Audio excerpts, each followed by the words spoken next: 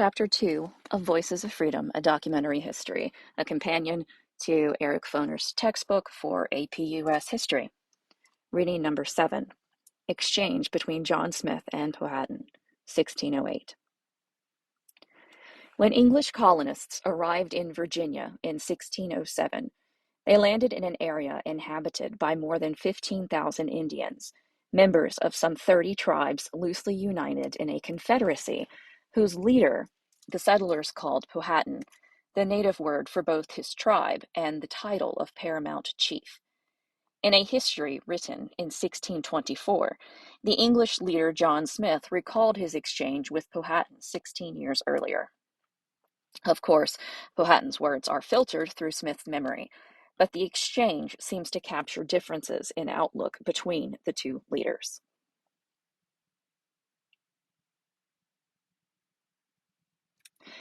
The 12th of January, we arrived at Werowocomoco. Quartering in the next houses we found, we sent to Powhatan for provision, who sent us plenty of bread, turkeys, and venison. The next day, having feasted us after his ordinary manner, he began to ask us when we would be gone, saying he sent not for us, neither had he any corn, and his people much less, yet for 40 swords he would procure us 40 baskets. The king concluded the matter with a merry laughter, asking for our commodities, but none he liked without guns and swords, valuing a basket of corn more precious than a basket of copper, saying he would rate his corn, but not the copper. Captain Smith, seeing the intent of this subtle savage, began to deal with him after this manner.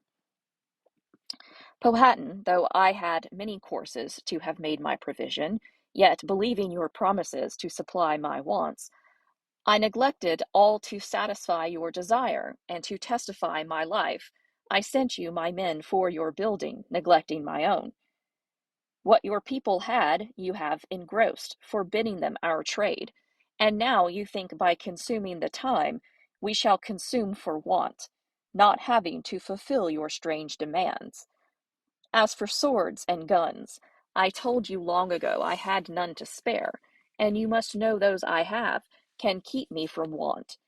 Yet steal or wrong you I will not, nor dissolve that friendship we have mutually promised, except you constrain me by our bad usage.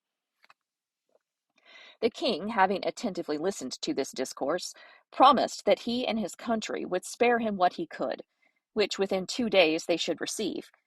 Yet, Captain Smith, said the king, some doubt I have of your coming hither, that makes me not so kindly seek to relieve you as I would. For many do inform me your coming hither is not for trade, but to invade my people, and I possess my country, who dare not come to bring you corn, seeing you thus armed with your men. To free us of this fear, leave abroad your weapons, for here they are useless, we being all friends, and forever Powhatans. While we expected the coming in of the country, we wrangled out of the king 10 quarters of corn for a copper kettle, wherewith each seemed well contented, and Powhatan began to expostulate the difference of peace and war after this manner.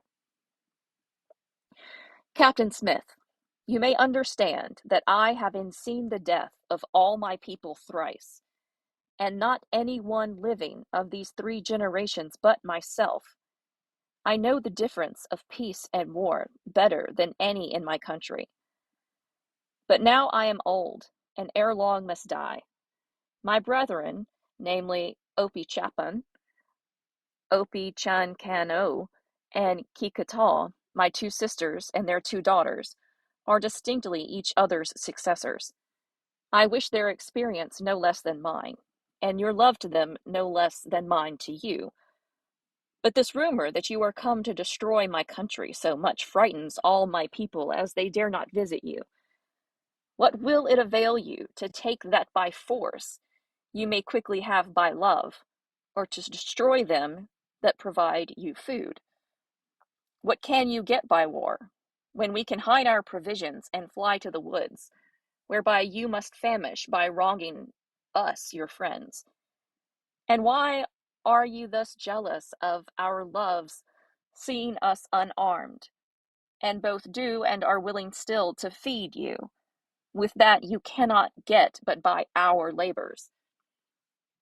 Think you I am so simple not to know it is better to eat good meat, lie well, and sleep quietly with my women and children, laugh and be merry with you, have copper hatchets, or what I want, being your friend, than be forced to fly from all, to lie cold in the woods, feed upon acorns, roots, and such trash, and be so hunted by you that I can neither rest, eat, nor sleep, but my tired men must watch, and if a twig but break, every one cries, there comes Captain Smith. Then I must fly I know not where, and thus with miserable fear end my miserable life, leaving my pleasures to such youths as you. Let this therefore assure you of our love, and every year our friendly trade shall furnish you with corn, and now also, if you would come in friendly manner to see us, and not this with your guns and swords, as to invade your foes. To this subtle discourse Smith replied, Seeing you will not rightly conceive of our words, we strive to make you know our thoughts by our deeds. The vow I made you of my love, both myself and my men have kept. As for your promise, I find it every day violated by some of your subjects. Yet we find your love and kindness. Yet we find in your love and kindness, our custom is so far from being ungrateful, that for your sake only we have curbed our thirsting desire of revenge. Else, had they known as well the cruelty we use to our enemies, as our true love and courtesy to our friends. And I think your judgment sufficient to conceive, as well by the adventures we have undertaken, as by the advantage we have, by our arms, of yours, that had we intended you any hurt, long ere this we could have effected it.